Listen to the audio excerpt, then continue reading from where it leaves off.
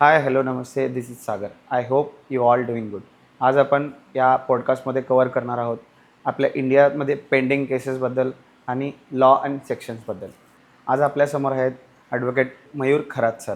Hello sir, welcome नमस्कार. Today talk podcast. Sir, तुमच्या वकिली क्षेत्रात किती वर्ष पूर्ण झाले? मी जवळपास 2014चा पासआउट आहे ओके. आणि दयानंद विधी महाविद्यालयामध्ये माझं लॉचं शिक्षण पूर्ण झालं. मी 12वी नंतर अ, अ, दयानंद कॉलेजमध्ये ॲडमिशन घेतलं आणि ओके. 2014चा पासआउट आहे. 2014पासून जवळपास माझे 11 वर्ष आता प्रॅक्टिस झालेली आहे आणि माझे वडील पण वकील आहेत आणि वडिलांच्या मार्गदर्शनाखाली जवळपास मी 13-14 वर्षापासून मी अच्छा सोलापूर डिस्ट्रिक्ट सेशन कोर्टात प्रॅक्टिस करतो. अच्छा अच्छा. इन्स्पायर तुमच्या वडिलांमुळेच झालात तुम्ही? हां, वडिलांमुळंच आणि आजूबाजूच्या समाजामध्ये बघून जे काही गोष्टी घडतात, की वंचितांना न्याय मिळवून कसा दिला पाहिजे, अच्छा याचा एक वडिलांनी पूर्वीपासून आदर्श घालून दिलेला होता.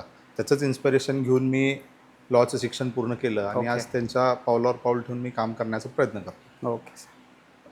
वकिली क्षेत्रात सगळ्यात जास्त अवघड टास्क कोणतं असतं?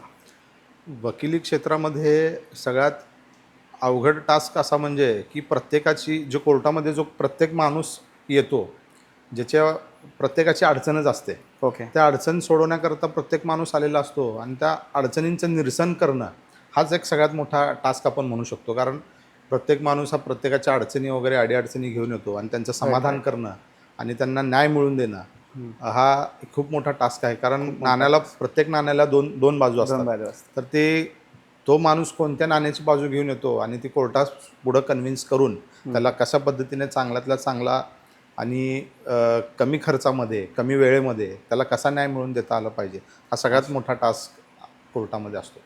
तुम्हाला कधी एम्बॅरेस फील झालं का सर, कधी तुम्ही? होतं बऱ्याच वेळा की एम्बरन्स असं फील होतं की आपण काही गोष्टी बघितलेल्या असतात की खरंच त्याच्यावर अन्याय झालेला असतो, परंतु काही वेळा त्याच्यावर आपण न्याय मिळवून देऊ शकत नाही किंवा वेळ लागतो, वेळेचा अपव्यय होतो, त्याचा खर्च वाढतो. त्यावेळेस खरंच एक वंचित असेल आणि त्याला न्यायापासून जर दूर होत असेल कारण त्याच्यावर अन्याय होत असेल तर त्यावेळेस थोडा एम्बरन्स असं फील होतं. फील होत असतं. सर्वात बेसिक क्वेश्चन आहे सर, लॉ म्हणजे काय? कायदा. लॉ म्हणजे जर सांगायचं झालं तर लोकांनी पाळण्याकरता शासनाने ज्या घालून दिलेल्या नियम अटी ज्या असतात त्याला आपण कायदा म्हणू शकतो. हो हो. ज्याच्यानी सोसायटीमध्ये शांतता व सुव्यवस्था प्रस्थापित झाली पाहिजे. लोकांवर ज्याच्यावर अन्याय होतो मग त्या अन्यायाचं निरसन कसं करायला पाहिजे अच्छा. त्या नियम व अटींमध्ये सांगून दिलेलं असतं. त्याला आपण न्याय मिळणं, अन्यायाच्या विरुद्ध वाचा फोडणं, ह्या नियमामध्ये म्हणजे साधारणतः सांगायचं झालं तर लोकांनी अ, पाळण्याकरता शासनाने घालून दिलेले जे नियम असतात त्याला आपण सोप्या भाषेत कायदा असं म्हणू शकतो. कायदा असं म्हणू शकतो. क्रिमिनल केस आणि सिव्हिल केसमध्ये काय डिफरन्स असतो? सिव्हिल केसेस ज्या असतात त्या प्रॉपर्टी संदर्भात म्हणजे मालमत्ता असतील किंवा काही लोकांमध्ये करार झालेले असतील, त्या कराराच्या काही त्रुटी असतील किंवा करार भंग केलेले असतील, त्याच्या बाबतीत म्हणायला गेलं तर त्याला आपण सिव्हिल केसेस म्हणू शकतो. ओके. हां, राईट. आणि ज्या काही समाजविरोधी गुन्हे असतात, समाजविरोधात झालेल्या घटना असतात, म्हणजे फसवणुकीचा गुन्हा असेल अच्छा. किंवा एखादी मर्डरची केस असते किंवा अशा बऱ्याच काही काही समाजविरोधी ज्या घटना असतात त्याला आपण क्रिमिनल केसेस म्हणतो. अच्छा. सेक्शन 420, सेक्शन 302 हे पॉप्युलर आहेत, पण नक्की त्याचा अर्थ काय? सेक्शन 302 जो आहे तो आता जुन्या IPCमध्ये आणि नवीन BNSमध्ये त्याचे सेक्शन 101 प्रमाणे त्याची व्याख्या सांगितली जाते. ते 302 म्हणजे मर्डरची व्याख्या आहे आणि जो कोणी कुणाचा एखाद्याचा खून करतो तर तो 101 सेक्शन जे नवीन BNS प्रमाणे 101 आहे त्याच्याखाली त्याला मृत्यूदंड किंवा जन्मठेप किंवा बऱ्याच वेळेस एखाद्याचा जो गुन्हेगार असतो तो क्रूरपणे हत्या करतो, हो हो. त्याच्यामध्ये जास्तीत जास्त पनिशमेंट म्हणजे फाशी देखील देऊ शकतो. आणि आपण जे विचार सांगितलं की 420 जे चिटिंगचं सेक्शन आहे ते नवीन BNS प्रमाणे सेक्शन 318 319मध्ये कोड करण्यात आलेला आहे. म्हणजे जो एखादा व्यक्ती फसवणूक करतो, म्हणजे एखादा शब्द दिलेला असतो तो पाळत नाही किंवा वेगवेगळ्या पद्धतीच्या फसवणुका आज हो हो. समाजामध्ये घडतात, त्याला आपण सेक्शन 420 म्हणजे नवीन BNS प्रमाणे 318 319 आपण सांगू शकतो. अच्छा. सब तुमच्या मते किती केसेस पेंडिंग आहेत भारतात अप्रॉक्सिमेटली असं आकड्यामध्ये सांगू शकत नाही, पण प्रचंड केसेस हा ज्युडिशरीवर, न्यायव्यवस्थेवर प्रचंड असा ताण सध्या आहे.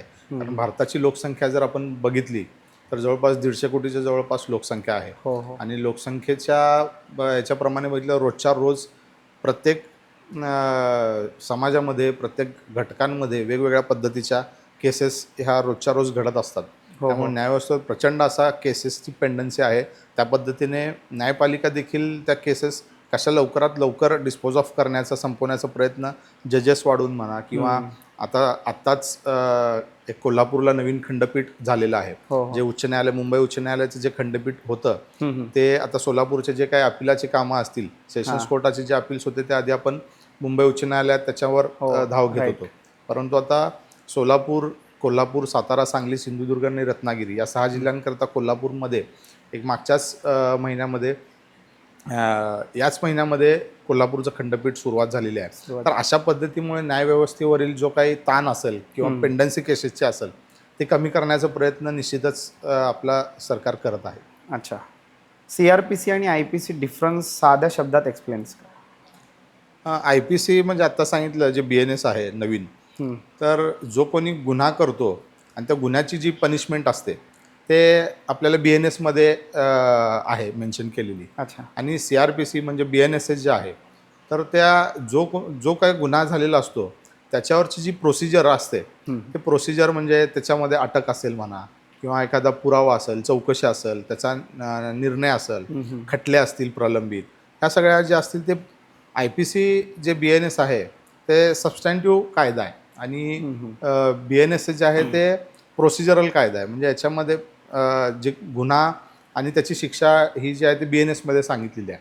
आणि BNSS मध्ये जे आहे, जे CRPC आहे, त्याच्यामध्ये त्याची प्रोसिजर सांगितलेली आहे की तो गुन्हा घडल्यानंतरची जी प्रोसिजर असते, म्हणजे FIR नोंदवून घेणं, पुरावा कोर्टात दाखल करणं, त्याची चौकशी करणं गुन्ह्याची, त्याची शिक्षा अवलंबून म्हणजे देणं, या सगळ्या गोष्टी CRPC मध्ये सांगितलेल्या आहेत. हा असा त्याचा फरक आहे. FIR म्हणजे काय आणि FIR करताना नागरिकांचा हक्क काय असतो? FIR म्हणजे जी प्रथम नोंदवला जाणारा जो रिपोर्ट आहे, फर्स्ट इन्फॉर्मेशन रिपोर्ट आपण त्याला म्हणतो. First information. तर FIR ज्या व्यक्तीवर, एखाद्यावर जर अन्याय झाला असेल किंवा कुणी त्याच्यावर काहीतरी अन्याय करत असेल तर त्याच्यावर वाचा फोडण्यासाठी जवळच्या पोलीस स्टेशनमध्ये तो व्यक्ती, कुठल्याही जवळच्या पोलीस स्टेशनमध्ये जाऊन तो FIR नोंदवू शकतो. आणि त्याच्यावर फर्स्ट इन्फॉर्मेशन जे रिपोर्ट आहे ते घेणं पोलिसांना बंधनकारक असतं. बेल आणि अँटिसिपेटरी बेल यात फरक काय आहे? बेल आणि अँटिसिपेटरी बेल, जे रेग्युलर बेल असतं त्याला रेग्युलर बेल आणि अँटिसिपेटरी बेल आम्ही म्हणतो आमच्या ह्याच्यामध्ये.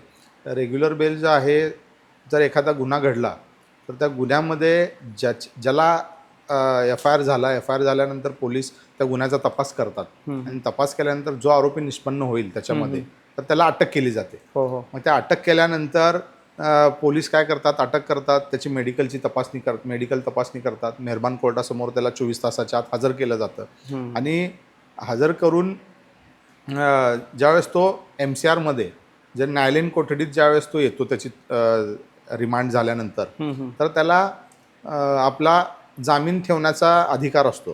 तो त्याला आपण रेग्युलर बेल म्हणतो. आणि तेच अँटिसिपेटरी बेल जे आहे, तो एखाद्यावर जर गुन्हा घडला पण तो त्या मान्य नसेल, बऱ्याच वेळेस असं होतं की त्या गुन्ह्याशी त्या व्यक्तीचा अर्थार्थी काही संबंध नसतो, डायरेक्ट इनडायरेक्ट त्याचं त्या गुन्ह्यामध्ये इन्व्हॉल्वमेंट नसतं, परंतु चुकीच्या किंवा बऱ्याच वेळेस त्याला खोट्या गुन्ह्यामध्ये गुंतवलं जातं. तर त्याला खात्री असते की बाबा मी हा गुन्हा केलेला नाही, तर त्यावेळेस तो अटकेपासून संरक्षण मिळवण्यासाठी अटकपूर्व जामीन म्हणजे अँटिसिपेटरी बेल करू शकतो. PIL म्हणजे काय आणि सामान्य माणूस PIL दाखल करू शकतो का?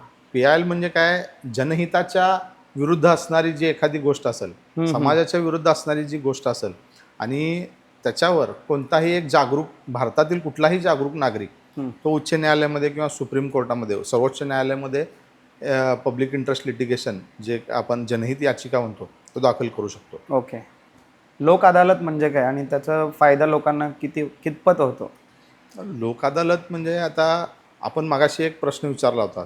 आपण प्रश्न एकदम म्हणजे चांगला आहे, की किती केसेस पेंडिंग आहेत हे हो. सांगू शकाल का? तर आपण आकडेवारीमध्ये त्या गोष्टी सांगू शकत नाही. पण लोक अदालतचा निश्चितच फायदा असा आहे, की जलद गतीने न्याय लोकांना मिळवण्याकरता. कारण बऱ्याच अशा केसेस अशा असतात, की पूर्वी एकमेकांमध्ये झालेल्या असतात.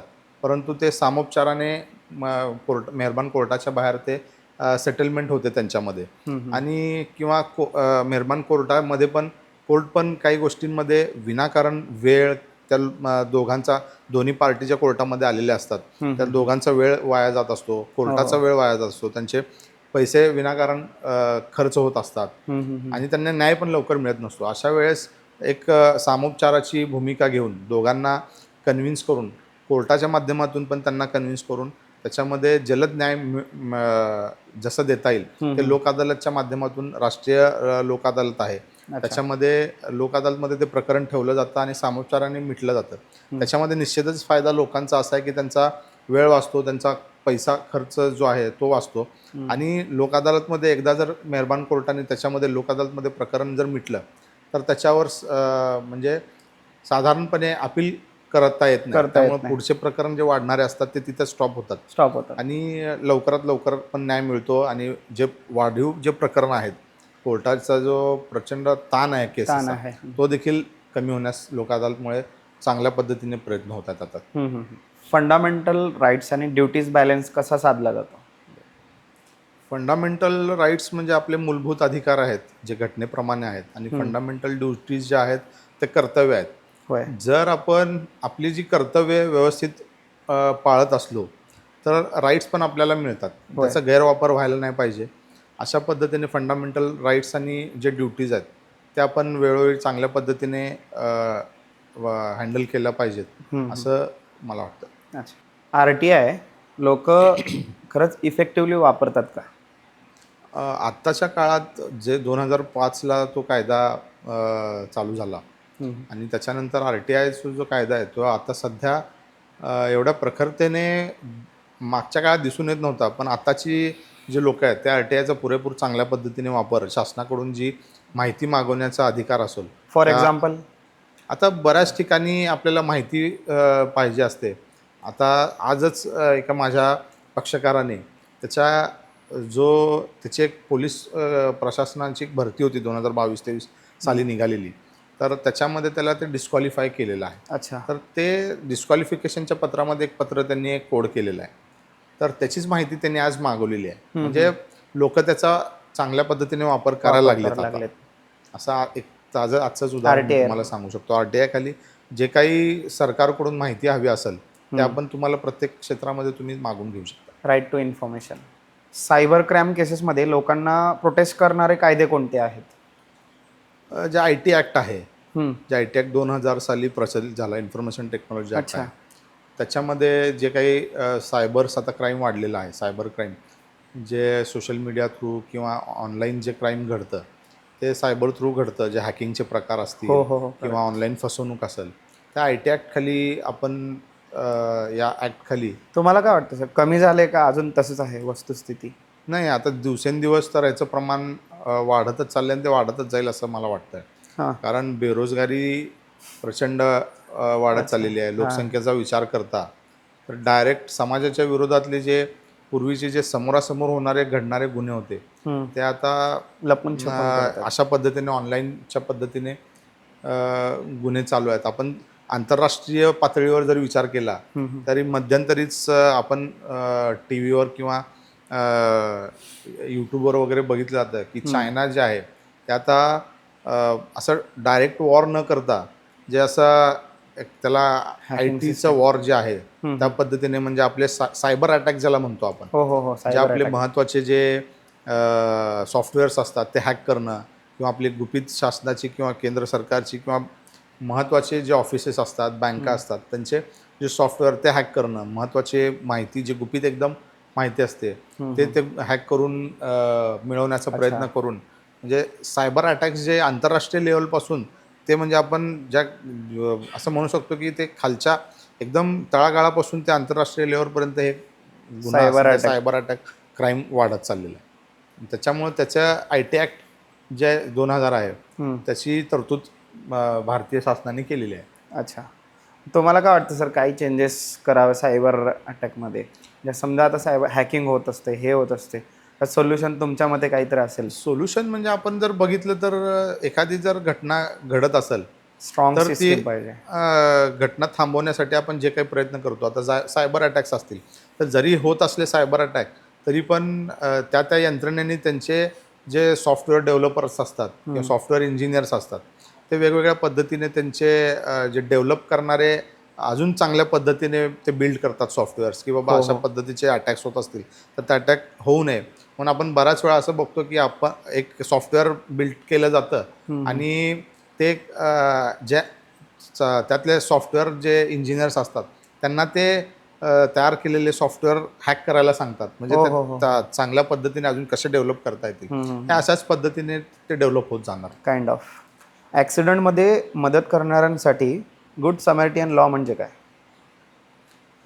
गुड समरिटियन लॉ जो आहे तो त्याच्याबद्दल जर सांगायचं झालं तर बऱ्याच वेळेस आपण रस्त्याने जात असताना आपण देखील ॲक्सिडेंटच्या घटना ज्या अपघाताच्या घटना आपण बघत असतो.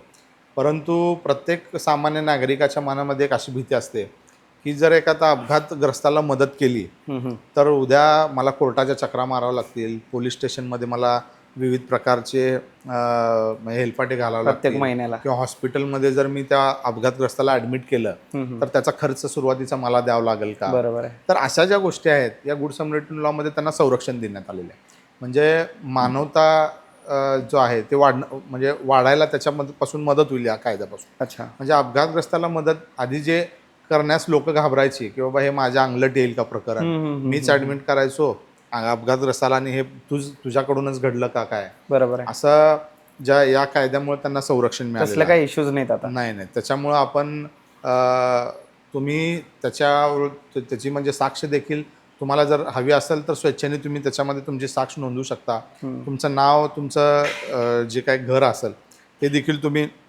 म्हणजे नाही दिलं तरी चालतं या लॉमध्ये.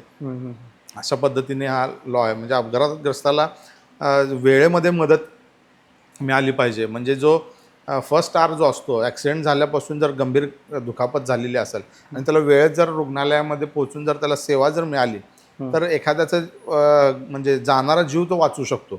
तर या कायद्यामुळे आधी काय व्हायचं की मदत करायला लोक धजायची नाहीत, समोर यायची नाहीत, प्रयत्न करायचे नाहीत. बरोबर आहे. जर एखाद्याचा अपघात घडला तर त्याला रस्त्यावर सोडून बघत राहायची किंवा बघून तसेच पुढे निघून जायचे. करेक्ट. पण या कायद्यामुळं आणि या कायद्याची म्हणजे ॲडव्हर्टाइजमेंट होणं अजून जास्त गरजेचं आहे. कारण समाजामध्ये प्रत्येक नागरिकाच्या मनात अजून भीती आहे की मी जर अपघातग्रस्ताला जर मदत केली तर माझ्या हे प्रकरण पुढं अंगलट येऊ शकतं का. आणि त्याच्यामुळं आता बऱ्यापैकी लोक मदत करतायत, पुढे येतात. त्यामुळे या कायद्यामुळे बरंच म्हणजे चांगला कायदा. ट्रॅफिक पोलीस थांबवतात आपल्याला, मग तेव्हा राईट्स काय असतात आपले? ट्रॅफिक पोलीस जर थांबवला तर ज्या वेळेस एखादा युनिफॉर्ममधला ट्रॅफिक पोलीस असेल तर त्याला थांबवायचे अधिकार आहेत. जर आपण जे काही नियम असतील, जे मोटार वाहतुकीचे नियम असतील, जर त्याच्यामध्ये जर आपण नियम व्यवस्थित पाळत नसेल तर तो अडवतो आपल्याला. आणि तो अडवल्यानंतर आपल्याकडे देखील जे मगाशी जे प्रश्न विचारला की मूलभूत राईट्स आणि कर्तव्य आहेत, त्या कर्तव्यामध्ये आपलं देखील कर्तव्य आहे की जे काही शासनाने घालून दिलेले वाहन चालवताना जे नियम आहेत ते नियमानुसार आपल्याकडं लायसन असलं पाहिजे, इन्शुरन्स असलं पाहिजे, PUC असलं पाहिजे, रजिस्ट्रेशन गाडी व्यवस्थित असली पाहिजे. या गोष्टी आहेत त्या देखील आपण स्वतःकडं बाळगणं गरजेचं आहे. मग त्यामुळं ज्यावेळेस पोलीस अडवतो त्यावेळेस ह्या गोष्टी आपल्याकडे पण असणं गरजेचं आहे. आणि तो युनिफॉर्ममध्ये आहे का, त्याच्याकडे ID कार्ड वगैरे आहे का, आणि अशा गोष्टी आहेत सगळ्या. मग ते रूमर्स आहेत का रिअल आहे की बाईक कीज वगैरे घेतात? अशा आपण त्याला रूमर्स आहेत का असं म्हणू शकत नाही की बऱ्याच वेळेस ट्रॅफिक पोलीस अशा प्रकारच्या घटना त्यांच्याकडून घडल्या जातात. कारण त्याला थांबवण्याचा प्रयत्न करतात पण परंतु आपण बऱ्याच वेळा बघतो की ते लोक तसेच निघून जायचा प्रयत्न करतात. त्यामुळे साईडला घेऊन ते चावी काढण्याचा असा बऱ्याच वेळा प्रयत्न होतो. पण ते चुकीची गोष्ट आहे, असं करायला नाही पाहिजे. त्यांना ते काय असे अधिकार कोणत्याही कायद्याप्रमाणे दिलेले नाहीत की त्यांनी चावी काढून घ्यायला पाहिजे वगैरे असं काय. ड्रंक अँड ड्राईव्ह केसेसमध्ये कोणते प्रोसेस असतात? ड्रंक अँड ड्राईव्ह केसेसमध्ये जे पोलीस आपले जे ट्रॅफिक पोलीस असतील किंवा पोलीस असतात ते म्हणजे कधीही तुम्हाला कोणत्याही रोडवर थांबलेले असतात आणि अडवतात. ज्यावेळेस अडवल्यानंतर पहिल्यांदा ड्रंक अँड ड्राईव्ह जो आहे या शब्दातच असं आहे की मद्यप्राशन करून गाडी चालवली नाही पाहिजे प्रथमतः. होय. हाच एक पहिल्यांदा गुन्हा आहे. आणि ज्यावेळेस ड्रंक अँड ड्राईव्हमध्ये असतं त्यांच्याकडे ते मशीन असते, त्याच्यामध्ये ते फुंकायला लावतात. त्याला आपण ते ब्रीथ ॲनालायझर म्हणतो. अच्छा. तर ते ब्रीथ ॲनालायझरमध्ये त्याच्यामध्ये त्यांच्या त्या मशीनमध्ये साधारणतः त्यांचं एक ठरलेलं प्रमाण आहे. 100 ml का 30 ग्रॅम आणि असा काहीतरी त्यांचं त्याच्यापेक्षा जास्त जर ते पॉझिटिव्ह जर केस असेल तर त्याच्यामध्ये ब्रीथ ॲनालायझरमध्ये तर जर पॉझिटिव्ह दिसला तर त्याच्यावर केस दाखल केली जाते. त्याला दंड फाईन केलं जातं. अच्छा. मेहरबान कोर्टासमोर त्याला उभं करून दंड हे करून आणि जर बरंच काय त्याच्यावर गुन्हा सिद्ध झाला तर त्याला शिक्षा पण आहे. 6 महिन्यापर्यंत जेलची पण शिक्षा त्याला मध्ये आहे. एम्प्लॉयर जर सॅलरी देत नसेल तर लिगल रेमेडी काय आहे?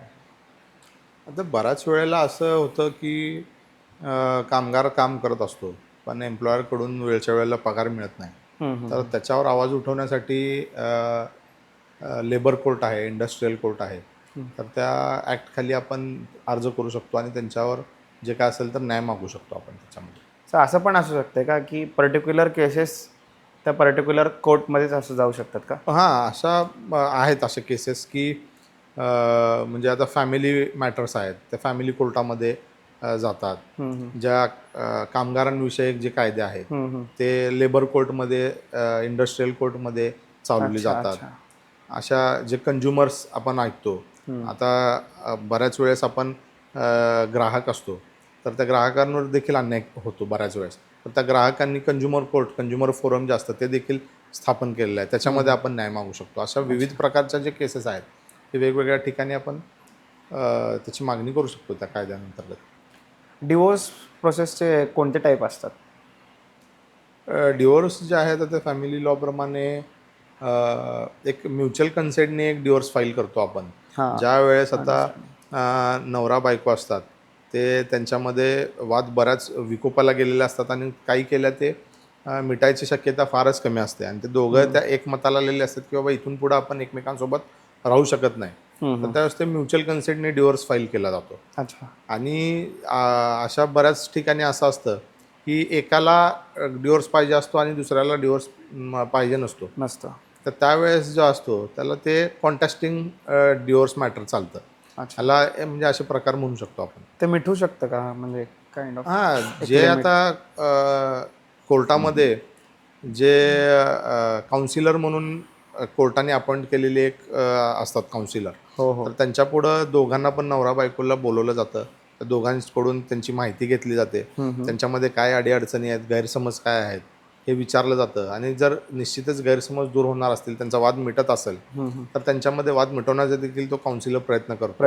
आणि त्याच्यामध्ये बऱ्याचशा वेळेस या काउन्सिलरनी त्यांचं काउन्सिलिंग झाल्यानंतर अशी प्रकरणं अशी बरेच आहेत की आम्ही बघितलेली की ते वाद मिटलेले आहेत. ते दोघं सुखाने म्हणजे गुण्यागोविंदाने नांदायला देखील लाईफ चालू गेलेले आहेत. UCC बद्दल तुमचं मत काय आहे? UCC बद्दल सध्या बरेच वाद आहेत, ते पेंडिंग आहे की सर्व धर्मांकरता एकच कौटुंबिक कायदा जो आहे युनिफॉर्म सिव्हिल कोड ते प्रतीक्षित आहे. तर जे सर्व धर्मांना एकच कौटुंबिक कायदा करण्याचा प्रयत्न जे चालू आहेत त्याला आपण UCC असं म्हणजे युनिफॉर्म सिव्हिल कोड म्हणतो. परंतु त्याच्याबद्दल बरेच वादविवाद आहेत. करायचं की नाही करायचं. मराठा आरक्षण कायद्याने कुठे आहे? मराठा आरक्षण आता हा फारच ज्वलंत मुद्दा आहे.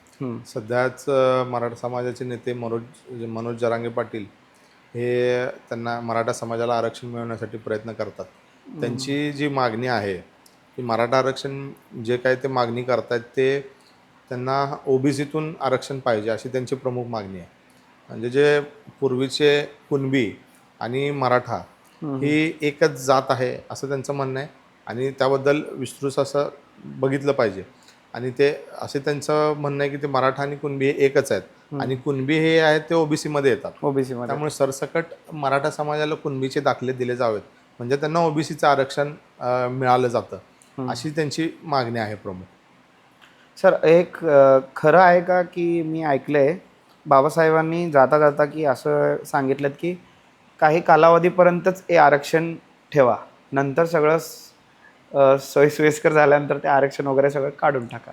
आता बऱ्याच ठिकाणी अजून देखील आता देश स्वतंत्र होऊन जवळपास 75 वर्ष 77 वर्ष पूर्ण झाले.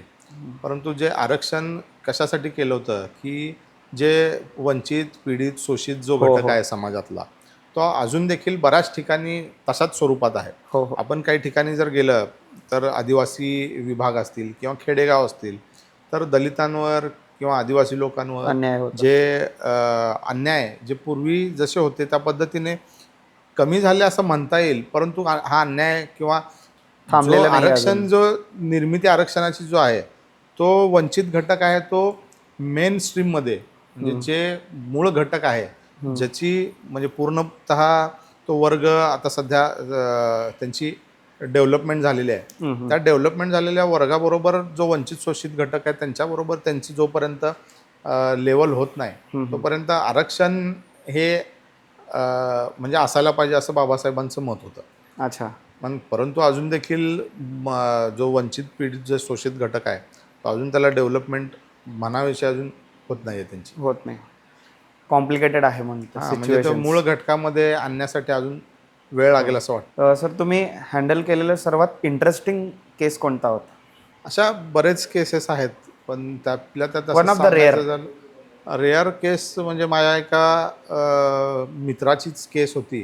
ती महाबळेश्वरला मी जाऊन चालवली होती. तर आपण काय महाराष्ट्रामध्ये किंवा भारतामध्ये जर बार काउन्सिलचं आपण रजिस्ट्रेशन केलं तर कुठेही देखील जाऊन केस चालवू शकतो. हो हो मग ते महाबळेश्वरला मी ते मित्राची जी जस्ट केस होती, तर ते माझ्यासाठी खूप इंटरेस्टिंग होती आणि मी नवीनच वकील झालो होतो त्याच्यामध्ये. 2016-17चा तो एक म्हणजे अच्छा. हे प्रकरण आहे. तर त्याच्यात काय झालं होतं, ते घोरपड जे असते, घोरपड ऐकलं आहे आपण आज असेल. घोरपड. हो हो ते जे ॲक्टप्रमाणे जे ॲक्ट आहेत, तर त्या ॲक्टप्रमाणे शेड्यूल 1मध्ये ती घोरपड शेड्यूल 1मध्ये ती आहे.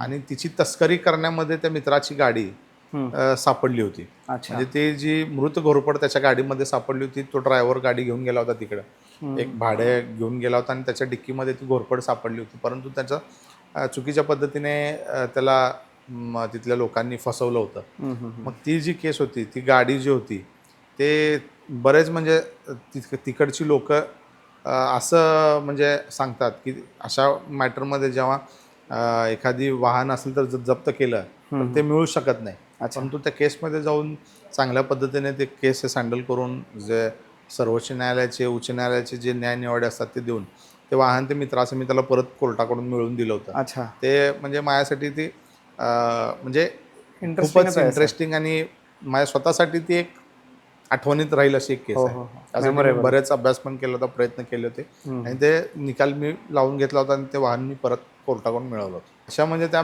त्या केसेसमध्ये वाहन जप्तच करतं गव्हर्नमेंट. हो हो पण हो तसं जप्त न करू देता मी ते वाहन परत मिळवलं होतं. असं असते का ॲनिमल क्रुएल ॲक्ट काय तर असते हां, का? ॲनिमल क्रुएल्टी नॉर्मल केस कोर्टमध्ये किती वेळ चालतो? अशा काही विशिष्ट अशी म्हणजे डेडलाईन नाही आहे. ज्या आता केसेसचं स्वरूप जे असतं ते स्वरूप बघून केसेस संपतात. ज्या आता ह्याच्यामध्ये कसं असतं की दखलपात्र, अदखलपात्र गुन्हे असतात. जे क्रिमिनलमध्ये ते दखलपात्र जे गुन्हे असतात त्याला वेळ लागतो. अदखलपात्र गुन्हे असतात त्याला शिक्षा पण कमी असते आणि ते समरी ट्रायल जे असतं ते पटपट संपून थोड्या कालावधीमध्ये पण संपतात. ते सिव्हिलमध्ये पण तसंच असतं. काही म्हणजे वारस प्रमाणपत्राची जी वगैरे कामं अच्छा. असतील ते लवकर संपतात. म्हणजे ते केसेसचं स्वरूप बघून असतं की ते लवकर ओके. लवकर निपटारा होण्यासारखे काय काय असतात केसेस, त्याला लवकर बराच लवकर. अवधी लागतो. जज आणि लॉयर यांचं रिलेशन प्रॅक्टिकली कसं असतं? प्रॅक्टिकली जजेस आणि वकिलांचं मी वकील म्हणून सांगायला झालं तर एक व्यावसायिक रिलेशन आहे आणि तितकंच ते आदरयुक्त पण आहे. अच्छा. म्हणजे जे ते न्याय देण्यासाठी न्याय करण्यासाठी बसलेले असतात आणि आम्ही आमच्या पक्षकारांना न्याय मिळवून देण्यासाठी आमची धडपड चालू असते. तर या दोघांचं एक आदरयुक्त रिलेशन आहे. लॉमध्ये लोकांना सर्वात मोठा गैरसमज कोणता आहे? तर लॉमध्ये जर गैरसमज असेल तर बरेच लोक आपण बोलताना ऐकतो की कोर्टाची पायरी चढू नये. तर ते ह्याच्यामुळं की वेळ लागतो आणि बऱ्याच असे संकल्पना आहे की जो कायदा आहे तो श्रीमंतांसाठीच केलेला आहे, गरिबांसाठी कायदा नाही. तर हा एक खूप मोठा गैरसमज आहे हा राईट. की गरिबांसाठी कायदा नाही. तर असं काय नाही. तर हा एक खूप मोठा गैरसमज आहे की सर्वसामान्यांसाठी, गोरगरिबांसाठीच हा कायदा आहे. आणि आता बऱ्याच ठिकाणी जे गोरगरीब असतील, ज्यांची परिस्थिती अ, कोर्टामध्ये केसेस असतात, पण आर्थिक परिस्थिती नसते. तर त्याच्यामध्ये कोर्टाकडून देखील लॉयर्स म्हणजे जे वकील असतात, ते त्यांची बाजू मांडण्याकरता त्यांना मोफतमध्ये देखील वकील दिले जातात. त्यांची आर्थिक परिस्थिती नसेल, तर त्यांनी मागणी केली तर त्यांना मोफत मोफत वकील. त्यांच्याकडून वकील देखील मागू शकतात. हा एक मोठा समाजामध्ये गैरसमज आहे की जो कायदा आहे, जी ज्युडिशरी आहे, ते श्रीमंतांसाठीच आहे. हा एक खूप मोठा गैरसमज आहे हां म्हणून म्हणू हां. शकतो. लॉमध्ये करिअर करायचं असेल तर कोणते स्टेप्स फॉलो करावे लागतील? लॉमध्ये करिअर करायचं असेल तर असं सांगायचं झालं तर 12वी नंतर 5 वर्षाचा लॉचा कोर्स आहे आणि आफ्टर ग्रॅज्युएशन 3 वर्षाचं आहे. जे आता सुरुवातीची एक्झाम आहे, ते 12वी पास झाले किंवा आपण ग्रॅज्युएशन झालो, तर ते सुरुवातीची एक एक्झाम आहे, त्याच्यामध्ये एंट्रन्स एक्झाम. Entrance exam. तर एंट्रन्स एक्झाम देऊन आपण आपल्या पाहिजे त्या कॉलेजमध्ये ॲडमिशन घेऊ. ॲडमिशन त्या मार्कवर, मेरिटवर घेऊ शकतो. आणि 12वी नंतर 5 वर्षाचा लॉ कोर्स आहे, ग्रॅज्युएशन नंतर 3 वर्षाचा आहे आणि त्याच्यानंतर मग bar council of Maharashtra and Goa असेल किंवा बार काउन्सिल ऑफ इंडियाची असेल, AIBEची एक्झाम देऊन आपण अच्छा. लॉची प्रॅक्टिस सुरू करू शकतो. त्याच्यामध्ये मग लॉ ऑफिसर्सच्या जागा असतात, सरकारी वकिलांच्या जागा असतात, आपण जज होऊ शकतो. बऱ्याच सरकारी खात्यांमध्ये वकिलांची आवश्यकता असते, कायदेविषयक सल्लागारपदी. हे असं करिअर आपण तुम्ही आता त्याच्यामध्ये चांगलं सांगितलं करू शकतो. कोणत्या असं फॉर एक्झाम्पल एक रँडम केस त्यांच्याकडे परिस्थिती नसतो. मग ते गव्हर्नमेंट वकिलांना प्रमोट करतात का तिकडे? जे एक पॅनल बनवलेलं असतं की प्रत्येक कोर्टामध्ये जे असतं की कोर्टाकडून एक पॅनल बनवतात आणि त्या पॅनल थ्रू जे गोरगरीब लोक असतात, जे पीडित लोक असतात, त्यांना आर्थिक त्यांची परिस्थिती नसते की त्यांना, म्हणजे बऱ्याच लोकांना असं असतं की त्यांना रोजचं उदरनिर्वाह करण्याचं अवघड असतं, परंतु त्यांचे केसेस असतात, ते केसेसमुळं बरेच त्यांचं नुकसान देखील झालेलं असतं आणि त्यांची परिस्थिती नसते की वकिलांची फी देणं आणि ते होय, होय. कोर्टात मॅटर चालवणं. पण तशा वेळेस कोर्टाकडून त्यांना वकील दिले जातात. हो, जर हो. आपण जर त्यांना पाहिजे असेल तर त्यांनी एक मागणी करू शकतात. मागणी करून कोर्टामध्ये वकील त्यांना दिले मिळू जाऊ शकतं. शकतात. हो. तुम्हाला वाटतं का sir Indian law system slow आहे? इंडियन लॉ सिस्टीम स्लो आहे म्हणण्यापेक्षा आपण हा विचार केला पाहिजे की देशामध्ये आपला, म्हणजे संपूर्ण जगामध्ये भारत हा देश भारताची लोकसंख्या जगामध्ये दुसऱ्या नंबरला आहे. चीननंतर आपण भारत जो आहे, आपण तो दुसऱ्या नंबरला लोकसंख्येच्या दृष्टिकोनातून येतो. तर लोकसंख्येचा जर विचार केला, त्या पद्धतीने असणाऱ्या केसेसचा विचार केला आणि त्याच्या अगेन्स्ट जर जाऊन न्यायपालिकेचा, न्यायव्यवस्थेचा विचार केला, तर ते स्लो म्हणता येणार नाही. कारण पेंडन्सीज दिवसेंदिवस वाढणारे, कोर्टात येणारा हो, हो, हो. प्रवाह इतका मोठा आहे की त्याच्यामुळे तरी देखील न्यायपालिका वेळच्या वेळेला जे लोक अदालत असेल किंवा बऱ्याच पद्धतीने सामोपचाराने वाद कोर्टामध्ये मिटून लवकरात लवकर वाद मिटवण्याचे प्रयत्न करतात, केसेसची पेंडन्सी लक्षात घेता. जजेस लोकची भरती दरवर्षी हो, हो. होते. परत आताच सांगितल्याप्रमाणे कोल्हापूर खंडपीठ जे झालेलं आहे, ते मुंबईमध्ये बऱ्याच संपूर्ण जे पश्चिम महाराष्ट्र असेल आणि मुंबई विभागातले जे आपल्या जी कामं असायची, मुंबई हायकोर्टात असायची. तर त्याच्यावर येणारा प्रचंड तणाव कमी करण्यासाठी आता कोल्हापूरचं खंडपीठ, मुंबईचं जे सब हायकोर्टचं डिव्हिजन्स. बेंच आहे, सब डिव्हिजन आता कोल्हापूरला झालेलं आहे. तर अशा पद्धतीने न्यायपालिका देखील प्रयत्न करत आहे होय, होय. आणि त्या पद्धतीने लवकरात लवकर केसेस कशा संपवल्या जातील, हा देखील न्यायव्यवस्था प्रयत्न करते. ग्रेट. सर मेन क्वेश्चन संपलेले आहेत सर. रॅपिड फायर क्वेश्चन्सकडे वळूया आपण. कोर्ट की office? Court. Court. Black coat म्हणजे पॉवर की रेस्पॉन्सिबिलिटी? रिस्पॉन्सिबिलिटी. रेस्पॉन्सिबिलिटी. फेवरेट जज इन इंडिया? असे बरेच होऊन गेले, पण सध्याच्या ह्याच्यामध्ये आता जे भारताचे सर्वोच्च न्यायाधीश आहेत, जे जस्टिस भूषण गवई आहेत, जस्टिस त्यांचं सध्याच्या ह्याच्यामध्ये एकदम उत्कृष्ट काम फेवरेट. करतात. एक असा लॉ की तुम्हाला लगेच बदलावं वाटतं? असं आता बरेच कायदे आहेत ते विचार करूनच केलेले जातात. हो, हो. त्यामुळे ते असं बदलायचं म्हणजे आता असं स्पेसिफिक आपण असं सांगू शकत कोणतं नाही. नाही. कोर्ट रूम ड्रामा की real court? Real court. Real court. क्लायंटसोबत टफेस्ट मोमेंट कोणता? ते मी एकदम सुरुवातीला पण सांगितलं, की प्रत्येक जो क्लायंट आलेला असतो तो आपल्या अपेक्षेने आलेला असतो. त्याचं समाधान करणं हेच एक टफेस्ट मोमेंट. मोमेंट असते आपल्याकडे. एक असा सेक्शन जी लोकांना माहिती असायला पाहिजे.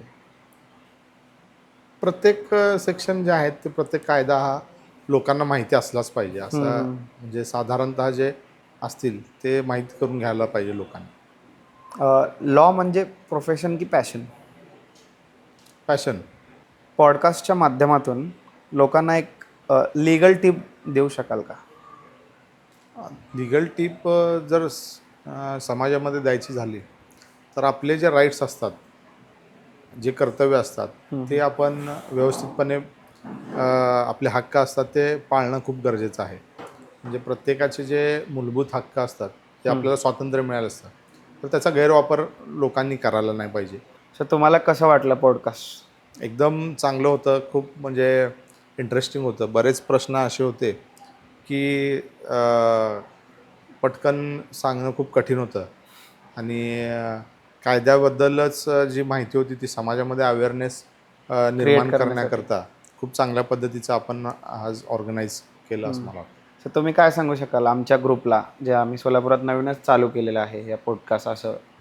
जे आपला जो ग्रुप आहे, आपण मला या पॉडकास्टबद्दल विचारलं तर मी म्हणजे अजून प्रॅक्टिस माझी चालू आहे. 10-11 वर्ष झालेली आहेत.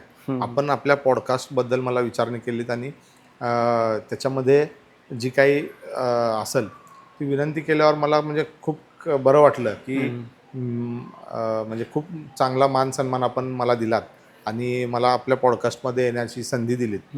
त्याबद्दल मी प्रथमतः आपल्या टीमचं तुमचं फार म्हणजे आभार मानतो, की आपल्या माध्यमातून समाजापर्यंत काही गोष्टी पोहोचवण्याचं माध्यम आपण आहेत.